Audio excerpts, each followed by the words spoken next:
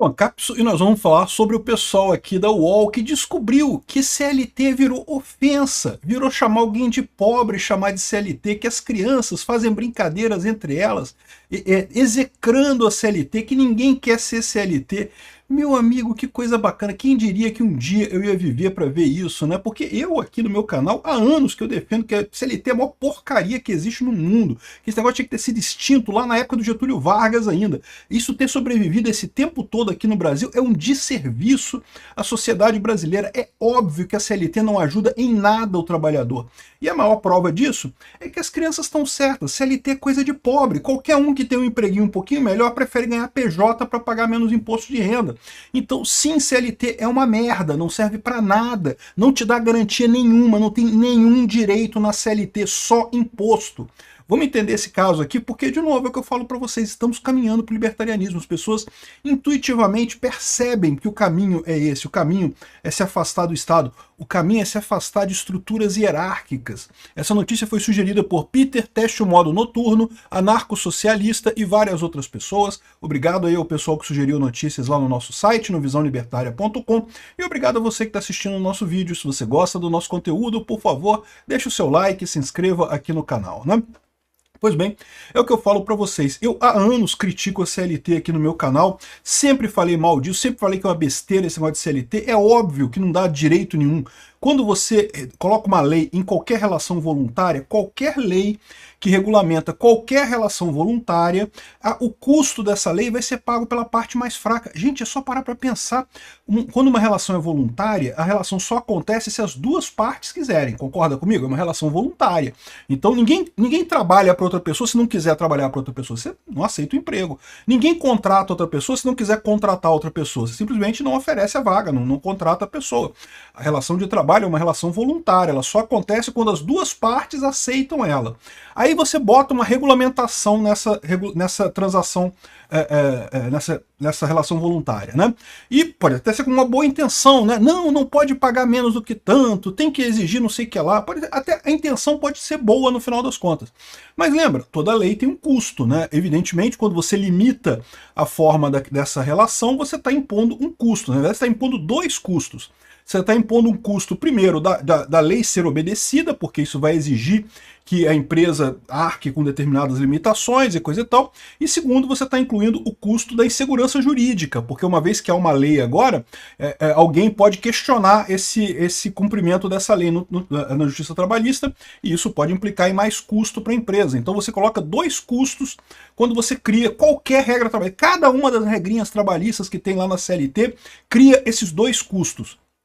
E aí, o que acontece com esses custos? Quem é que paga esses custos? Não é o governo. O governo só botou a lei ali, meu amigo, ele não faz nada. Quem é que vai pagar esses custos? Você pode falar assim, mas é o patrão que paga, então não tem problema, o patrão vai pagar o custo, né? Só que na prática não é assim que acontece. O patrão pode até pagar num primeiro momento, porque ele não pode baixar o preço do salário do empregado, não pode baixar o salário do empregado, então ele não quer demitir o empregado para parar a empresa, então ele acaba arcando com esse prejuízo. Mas naturalmente a coisa tende a equilibrar da seguinte forma, com o empregado pagando esse custo. Por quê? Porque, de novo, é uma relação voluntária, as pessoas só fecham essa relação se for bom para os dois lados. O patrão não quer pagar esse custo, então ele vai empurrar isso para o empregado. A tendência é sempre essa. É por isso que no Brasil os salários são tão baixos, porque quando alguém contrata alguém no Brasil, você tem que fazer a conta do overhead, aquele custo enorme que é a CLT, um monte de imposto da CLT, um monte de custo, o risco do empregado entrar na justiça contra você depois, tudo isso é colocado nesse custo, então o salário que é pago para um funcionário tem que ser muito baixo para compensar esses custos todos da CLT. Ou seja, a CLT não tem direito nenhum, a CLT só atrapalha os funcionários, não ajuda em nada. Por mais que seja uma boa intenção, não, porque eu acho feio quando o empregador não dá férias para o empregado, eu acho que tem que ter férias para o empregado, não sei o que lá. O problema é que quando você cria essa regra, você inclui esse custo e essas férias acabam sendo pagas pelo próprio empregado. Ou seja, você não ajudou em nada, né? Você podia ter deixado para eles negociarem lá, de repente o empregado pode preferir não ter férias e vender as férias e coisa e tal, mas é proibido, não pode. Tem que fazer férias e não sei o que lá, por quê? Porque você quer, né? Porque o empregado não necessariamente quer. Eu, por exemplo, já me vi várias vezes em situação de querer vender minhas férias, porque eu não ia ter condições de tirar férias mesmo, e não pode. Regra da CLT, não pode vender férias, eu não sei o que lá. Olha o absurdo que é isso. Ou seja, uma merda completa CLT no final das contas, né? Enfim, e o que acontece com esse troço? Eu sempre demonizei a CLT, sempre falei que é um lixo e coisa e tal. Você acha que fui eu que convenci as crianças a dizerem que a CLT não presta? É lógico que não, cara. É evidente que não. Criança nem assiste meu canal, você assiste a uma ou outra. O problema é que as pessoas percebem o que eu estou falando agora que você tem informação descentralizada e distribuída. As pessoas trocam ideias sobre isso, percebem o absurdo que é isso. Percebem a coisa mais óbvia que é isso. Eu falei para vocês. Por que CLT é bom, é direito, e quem ganha mais então não quer a CLT? Todo mundo sai da CLT. Pode ver. O carguinho do cara já é chefe de seção, está um pouquinho abaixo do nível 0 da empresa, ele já prefere PJ do que CLT, porque paga menos imposto, porque tem muito mais vantagem, consegue negociar um salário melhor, é muito mais flexível em termos de negociar com o patrão o que vai fazer, o que não vai fazer. É melhor em tudo, não tem nada que seja pior você fazer PJ, né? PJ é melhor em tudo. E daí, ou seja, o pessoal tá falando aqui, ó, desejado por muitos, o emprego CLT, desejado por muitos, vírgula, por muitos velhos que ainda estão com a ilusão de que CLT é uma coisa boa.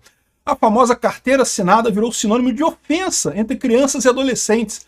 Para alguns deles, ter um emprego de carteira assinada é o mesmo que não ter sucesso. Você jura, cara? É sério. Quantas pessoas CLT você conhece que têm sucesso na vida? Fala a verdade, né? Eu sempre falo isso. Olha só, eu não sou contra você trabalhar de CLT, não. Eu acho que você deve encarar um emprego formal, esse emprego CLT, como uma etapa da sua vida. Quando você começa a trabalhar, você não tem experiência ainda para fazer negócio, para gerir um negócio, para ter a sua loja ou sua atividade econômica. Então, é bom durante um período da sua vida você trabalhar como CLT. Vai receber uma merda, ou CLT ou PJ, tá?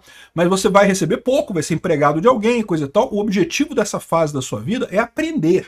Aprender a trabalhar naquela área, né? Procure um emprego na área que um dia você quer abrir a sua empresa nessa área.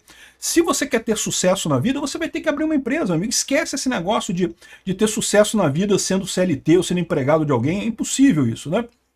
Aqui, ó. Em janeiro, a influenciadora brasileira Fabiana Sobrinho compartilhou um vídeo no TikTok expondo conversas que teve com a filha de 12 anos. Ela contou que observou a menina falando sobre o tema de forma negativa e outros jovens também. A Fabiana pede para a menina explicar por que ela tem medo da CLT quando começar a trabalhar. Andar de ônibus todo dia, muita gente, chefe, pessoas mandando e coisa e tal. Estrutura hierárquica. As pessoas percebem intuitivamente que a estrutura hierárquica está ficando ineficiente hoje em dia. Aqui, ó. Vou bem falar do que ela falou para mim, porque é pensamento de alguns jovens. Eles acham que ser CLT é coisa de pobre, mas é a maior realidade do mundo, meu amigo. Ah, tem algumas pessoas que ganham bem e são CLT? Tem, umas 3 ou 4 pessoas. Se contar nos dedos, tem umas 3 ou 4 pessoas. Pode ser que chegue a 5. No final das contas, só pobre que recebe CLT, porque CLT é uma bomba. Ninguém quer isso. A pessoa que começa a subir na carreira percebe logo que CLT é um lixo e quer trocar para PJ, quer sair desse negócio de PJ, quer sair desse negócio de CLT. Ou seja, sim, CLT é coisa de pobre, exatamente, né? E é o mundo que a gente está vivendo agora. É o mundo em que todo mundo é sua própria empresa. É o mundo descentralizado e distribuído. Você, mesmo quando você é empregado de alguém, mesmo quando você está trabalhando como CLT, você deve encarar o seu trabalho como uma empresa. Você está fazendo um trabalho, está vendendo o seu trabalho para aquela pessoa, recebendo um pagamento fixo mensal ali combinado, mas você não deixa de ser uma empresa, um empresário particular. Você está vendendo o serviço que você faz para aquela sua empresa, né? E aqui o pessoal está apavorado. Como podem? Eu achei que era meme, que as pessoas estavam usando CLT como ofensa, mas hoje na escola eu vi que as pessoas amedrontando outros, falando que se ela não calasse a boca ia virar CLT.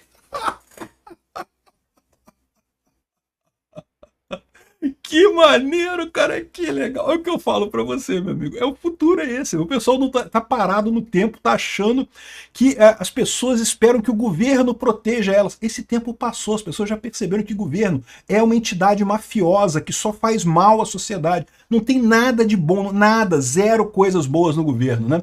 Aí, essa é a notícia, né? O pessoal falando aqui, para ser pobre, estude, faça uma boa faculdade, encontre algum emprego. Agora, para ser rico, faça totalmente ao contrário, dizia uma das crianças, né? O que não deixa de ser uma coisa verdadeira, realmente, né? Esse negócio de estudar para ter CLT, para ter um bom emprego, é uma besteira, realmente. Eu acho que você deve estudar, tá? Eu acho que você deve estudar, porque se você achar que vai ter sucesso como empresário sem estudar, você está errado, tá? Requer muito estudo mesmo, mas você tem que estudar para ser empresário. Você pode até ser empregado durante um período, como eu falei, eu recomendo que você seja empregado durante um período para entender como é que funciona a empresa, como é que funciona a área que você quer trabalhar, mas sempre faça isso já pensando em como que você vai abrir a sua empresa, como você vai fazer aquela coisa no futuro, né? Enfim, aqui, ó, esses coaches mirim também aparecem criticando a CLT, o que dá impulso a esse discurso, né? As mensagens passadas aos jovens são contrárias à perspectiva de longo prazo e podem afetar o presente delas. Estão todos chateados porque o pessoal não gosta de CLT e coisa e tal. Aqui, ó, mesmo com o surgimento de novas formas de contratação, como trabalho autônomo e MEI, a CLT continua sendo indispensável para milhões de brasileiros. Porra, puta que pariu, que a CLT é custo. CLT não tem uma única vantagem para um único trabalhador no Brasil. É só ferra o trabalhador, só sacaneia o trabalhador. É uma propaganda de político mal feita, né? Enfim, e o pessoal que está aqui é preocupadíssimo com isso, né? Aqui, olha só essa outra reportagem aqui do Matheus Leitão, aqui a coluna do Matheus Leitão, perguntando aqui, por que os jovens se afastam do PT e se aproximam da extrema-direita? Porque você sabe, não existe direita, né? É extrema-direita, extrema, o pessoal nazista, fascista, motorista, taxista, não sei o que lá. Tá aqui, ó. O presidente interino do PT, o Humberto Costa, admite que a população jovem, segmento historicamente ligado ao PT, tem sido atraído pelo discurso da extrema-direita. Não é o discurso da direita, não, é da extrema-direita, né? Aqui, ó, o discurso da extrema-direita, inadequadamente, procura se colocar como discurso de rebeldia. Não, peraí, porque inadequadamente tem regra para você ser rebelde, né? Não, para você ser rebelde, você tem que fazer desse jeito certinho aqui, ó. Tem que preencher o formulário em 3 vias, sou rebelde, né? Assinar, carimbar, ir no cartório. Ah, porra, que maneira inadequadamente? É rebeldia mesmo, porra, a esquerda tá há 20 anos no poder. E quer dizer que eles são os rebeldes, eles que são contra o sistema, meu amigo? Vocês são o sistema, cara. Não tem como enganar isso aí. Não adianta vocês tentarem pegar esse negócio. Não, porque esse pessoal são falsos rebeldes contra o sistema. Não, eles são a rebeldia contra o sistema. Você, Humberto Costa, você, Matheus Leitão, você, Miriam Leitão, vocês são o sistema hoje em dia. Se não perceberam ainda, cai na real, né? Óbvio que é, né? E isso não é só aqui no Brasil, exatamente, a esquerda no mundo inteiro está tendo esse problema. O Trump se elegeu com um discurso de enfrentamento ao sistema, do estímulo à rebeldia na sociedade, e não tem nenhum setor mais rebelde do que a juventude. Exatamente, esse é um ponto muito bom, mas tem um outro fator nessa história, porque ele fala aqui que nós estamos querendo ajudar o jovem, porque tem o pé de meia, o estímulo ao ensino integral e coisa e tal. Caraca, bicho. Nenhum jovem vai se atrair por isso. Por quê? Porque o jovem já percebeu que a ajuda do governo é morte. Governo não ajuda ninguém. Governo é uma instituição criminosa que rouba dinheiro da sociedade para enriquecer os próprios governantes. E que qualquer trocado que ela dá é sempre em troca de algo muito pior no final das contas. Esse é o problema desse pessoal. Eles não estão entendendo que essa ineficiência do Estado está transparecendo para todo mundo. As pessoas estão percebendo instintivamente. Porque é normal, você começa a perceber na sua vida, você olha para os exemplos que você tem, e quem está bem de vida é quem ignora o Estado. Quem está fudido de vida é o cara CLT que está trabalhando igual um condenado, pagando imposto de renda e um monte de merda lá para o Estado. É isso. As pessoas naturalmente começam a buscar o exemplo positivo, começam a buscar quem está dando certo. Elas percebem que o Estado vira um peso que não se justifica. E por que o Estado se tornou cada vez mais esse peso? Porque já nunca foi muito eficiente, mas no passado ainda tinha um motivo de existir. Eu já expliquei para vocês que no passado dava lucro você pagar impostos, porque você ganhava esse colchão de proteção social. Só que, à medida que você tem a informação descentralizada e distribuída, isso se tornou desnecessário.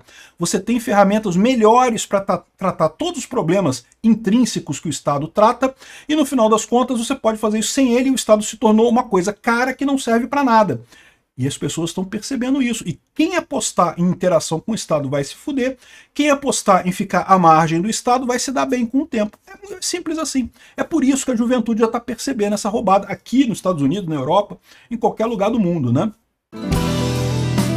Obrigado por assistir o vídeo até o final.